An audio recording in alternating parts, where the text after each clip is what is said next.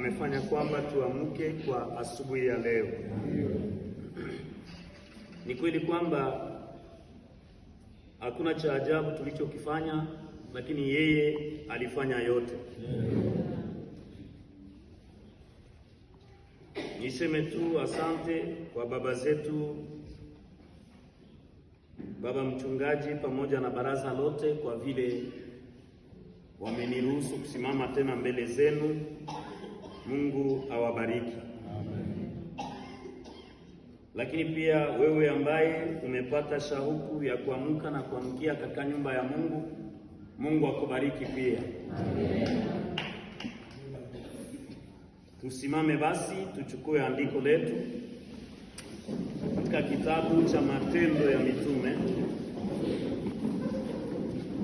Matendo ya Mitume, ile sura yake ya 11 mpaka 14. Tunaweza kuishia pale kidogo. Mzee Bitasira, kama umepata kwa kile Kiswahili chako, karibu. Tunaisoma katika jina la Yesu. Amen. Kati yao kuna Wayuda na watu waliofuata dini ya Kiyuda, na kuna watu wa nchi ya Krete na ya Arabia. Hata hivi tunawasikia hao wote wakisema habari za matendo makubwa ya Mungu katika lugha zetu za kuzaliwa. Wote wakashituka na kushangaa, wakaulizana, maana ya mambo haya ni nini? Lakini wengine waliwachekelea waamini wakisema, watu hawa wamelewa kabisa.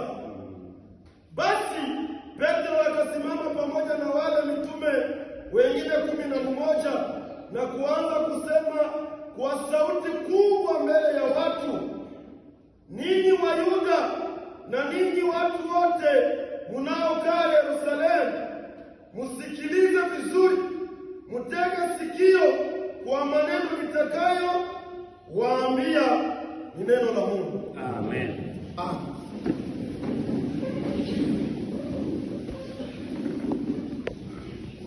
Tuko tunasema juu ya habari ya Roho Mtakatifu,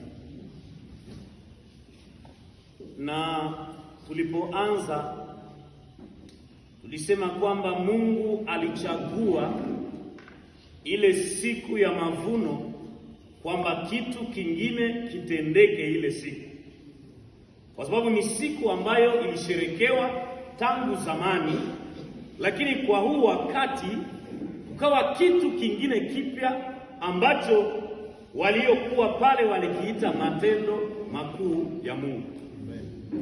Haleluya. Amen. Alafu yale matendo makuu ya Mungu